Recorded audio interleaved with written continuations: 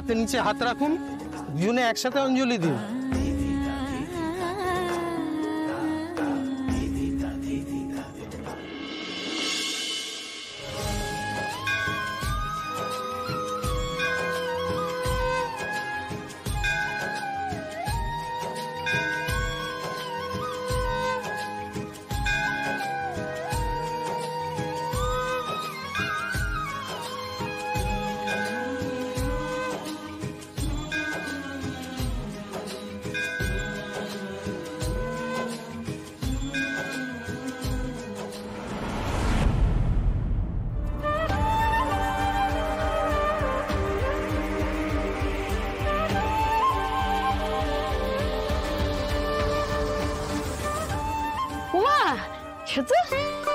এসে গেছো তুমি?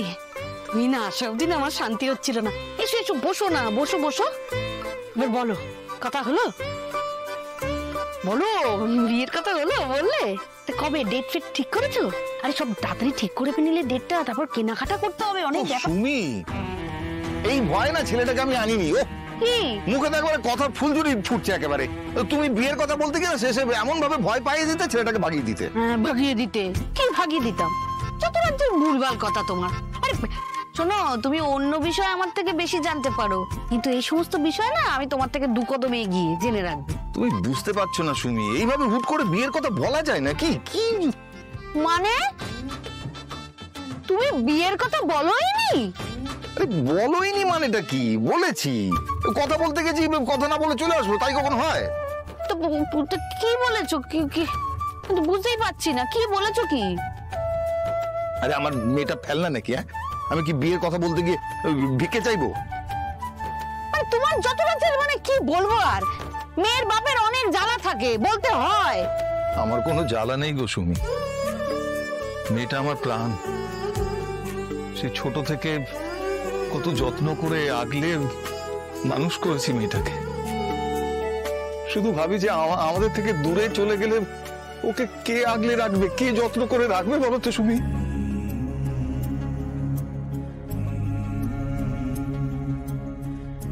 যাকে যাক, তা শেষমেশ কি বলেছো? হ্যাঁ, ওভাবে বলিনি, ইঙ্গিতে বলেছি। বুদ্ধিমান ছেলে বুঝে যাবে নিশ্চয়ই।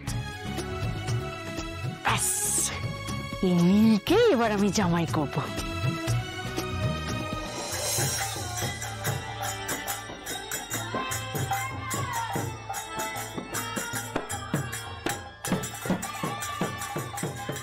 নাম? অপর্ণা, তুমি ঠিক আছো? আসার সময় একটাও কথা বললে না, তাই জিজ্ঞেস করলাম। যাই হোক, অনেকটা সময় নষ্ট হলো না, মানে অনেকটা ভালো সময় কাটলো। যাও, তুমি পরের পরীক্ষাগুলো মন দিয়ে দিও, তারপরে অফিসে ফিরে এসো। সবাই তোমাকে অফিসে খুব মিস করছে। সবাই? সবাই গেলে বুঝবে তোমাকে দেখে ওরা কতটা খুশি হয়। এনিওয়ে, আজকের জন্য থ্যাংক ইউ। একসাথে বললাম। একসাথে দুজন এক কথা বললে কি হয় জানেন? না, কি হয়? বাড়িতে লোক আসে। বাড়িতে লোক আসে? আর আমি যদি বলি আসছে? কে?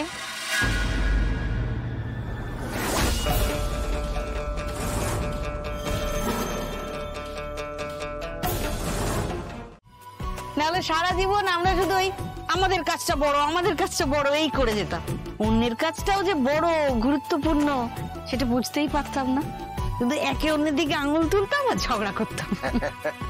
এই শোনো, ময়দা ফুরিয়ে গেছে, 5 ফোড়ন শেষ হয়ে গেছে, চাল বাড়ুন তো, দোকান থেকে আসার সময় সব নিয়ে আসবে। আমি পারবো না, একবারে বলতে পারো না? বারবার যাবো আর আসবো নাকি? দোকানে কত কাজ তুমি জানো, কত পরিশ্রম হয়। ওই কাজের মধ্যে তো ওই দোকানে যাও, 4টি শাড়ি বেচো আর বাড়ি চলে আসো। আমার কত কাজ তুমি জানো? আমাকে ঘর মুছতে হয়, তারপরে ওই কলতলায় লাইন দিয়ে জল তুলে আনতে হয়, খাবার তৈরি করে তোমাদেরকে খাওয়াতে হয়, বাসন মাজতে হয়।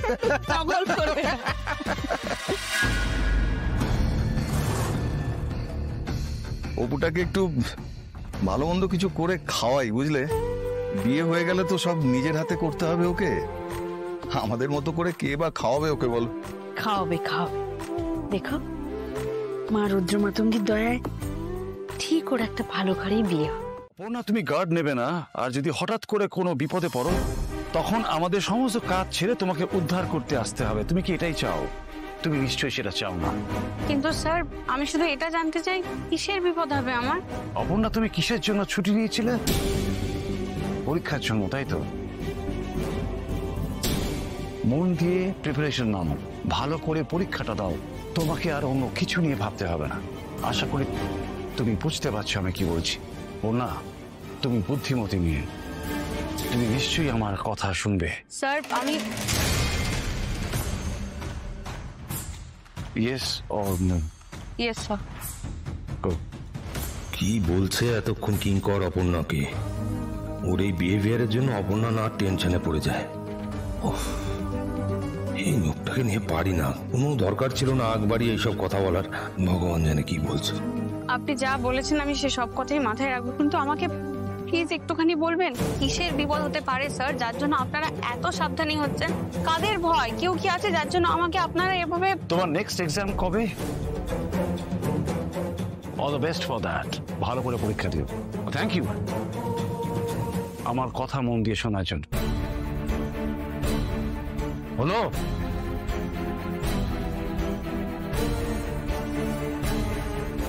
আমি আশা রাখবো তুমি আমার কথা শুনবে।